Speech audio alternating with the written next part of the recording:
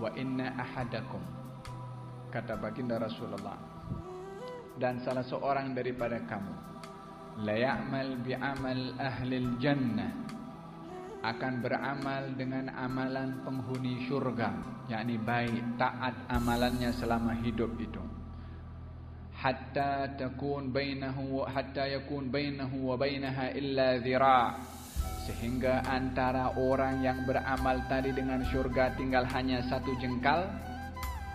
Fayasbiq alaihil kitab, lalu kemudian didahului dengan apa yang sudah ditentukan oleh Allah ketika berada dalam janin ibunya itu, amalnya, ajalnya dan nasibnya yang sudah dicatat. Apa yang dicatat itu mendahului apa yang dibuat oleh orang itu. Faya'mal bi'amal ahlin nar, lalu ia beramal dengan amalan perbuatan penghuni neraka. Fayadkhuluha, maka dia masuk dalam neraka. Antara dia dengan syurga satu hasta, satu jengkal.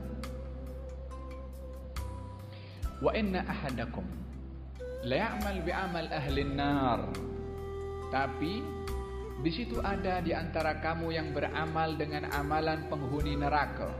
Hatta yakun bainahu wa bainaha illa dhira', sehingga antara dia dengan neraka itu adalah dhira', yakni satu hasta.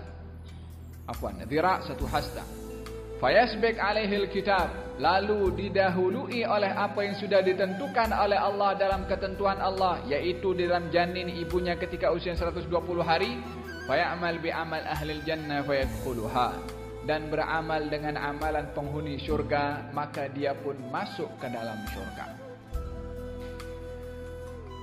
Hadis ini yang menggerunkan orang-orang saleh akan kekhawatiran yang akan berlaku pada penghujung nasib seseorang itu, apakah yang menjadi penghujung kepada umurnya itu.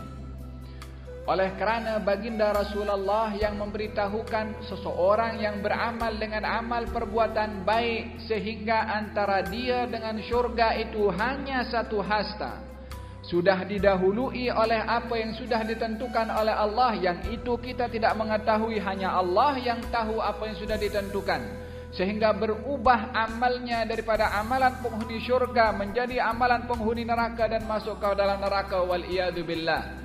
Sebaliknya pun juga sama. Ini al-ghaib, perkara yang gaib kepada setiap orang yang beramal saleh ataupun yang beramal taleh.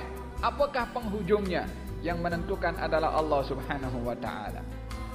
Walaupun kita percaya bahwasanya fa inna rahmati sabaqat ghadabi, sifat Allah itu rahmatnya mendahului murkanya, ihsannya mendahului daripada penghisapannya, maafnya mendahului daripada marahnya atau hisab yang akan diberikan oleh Allah Subhanahu wa taala kepada hambanya. Tetapi tetap tak seorang pun mampu menjamin bahwasanya dirinya yang sudah banyak beramal baik pasti penghujungnya itu adalah baik, kerana mungkin saja termasuk daripada apa yang diberitahukan oleh Rasulullah, penghujungnya yang tidak baik, wal iyadu billah. Dan oleh karena demikian mereka para arifin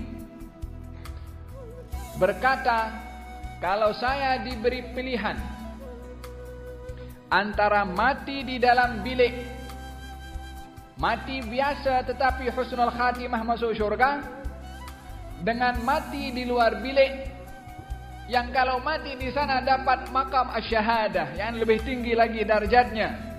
Kalau diberi pilihan, mati di bilik, mati biasa tapi masuk syurga. Mati di luar bilik, mati luar biasa, dapat darjat syahadah tinggi di sisi Allah Subhanahu wa taala. Sementara saya pada waktu itu berada dalam bilik, saya memilih mati dalam bilik. Kenapa tak nak mati di luar bilik? Dapat makam yang tinggi, dapat syahadah di sisi Allah, yang mereka orang-orang para syuhada berada di bawah para anbiya, sementara orang-orang yang biasa berada di bawah para syuhada. Yang perbezaan darjat itu membezakan pemberian yang diberikan oleh Allah di dalam syurga, makamnya, darjatnya berbeza. Dia menjawab, Saya tidak merasa aman daripada apa yang akan ditentukan oleh Allah Subhanahu wa taala perjalanan saya daripada bilik untuk sampai keluar bilik. Apa yang akan jadi dalam perjalanan itu? Bolehkah saya masih berkekalan dalam keadaan iman, yakin, mantap kepada Allah sampai di luar bilik untuk mendapatkan syahadah? Ataupun perkara berlaku dalam perjalanan saya sampai keluar bilik itu daripada ketentuan Allah yang boleh mengubah niat ataupun perkara yang ada di dalam hati saya sehingga tak dapat syahadah, tak dapat pun husnul khatimah dalam biliknya kalau berada di tengah-tengah antara dalam bilik dan luar bilik. Tidak ada orang yang merasa aman daripada makar Allah. Tidak seorang pun, wala ya'manu, tak ada seorang pun yang merasa aman daripada makar Allah, daripada ketentuan Allah kecuali orang-orang yang zalim. Hanya orang zalim yang merasa aman daripada ketentuan Allah Subhanahu wa taala. Allah mesti bagi aku husnul khatimah, Allah pasti bagi aku darjat yang tinggi, Allah pasti jamin aku masuk syurga. Yang tidak merasa aman daripada ketentuan Allah Subhanahu wa taala adalah orang-orang yang zalim. Dalam bentuk harapan, dalam bentuk rayuan, dalam bentuk kita meyakinkan diri akan apa yang kita minta kepada Allah, husnul khatimah dan darjat syurga yang tinggi, memantapkan kalau permintaan kita diberi adalah satu kemestian yang kita mesti ada, tetapi merasa aman daripada ketentuan Allah sehingga kita tidak lagi bergantung kepada Allah adalah perkara yang merupakan sifat orang-orang yang zalim.